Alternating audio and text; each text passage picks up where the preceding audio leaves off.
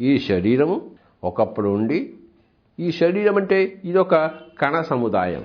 ఒక స్పర్ము, ఒక జైగోటు రెండు కలిసి ఒక కణంగా తయారవుతుంది. ఒక స్పర్ము, ఒక ఎగ్ రెండు కలిపి ఒక జైగోటుగా తయారవుతుంది.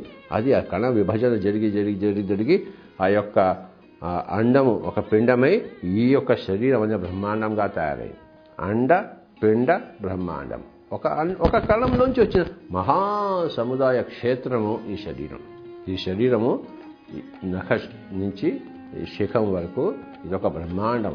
అయితే ఈ బ్రహ్మాండం అంతా కూడాను నిత్యము లేదు, కరిగిపోతుంది. మళ్ళీ ఒకప్పుడు ఈ శరీరం లేదు.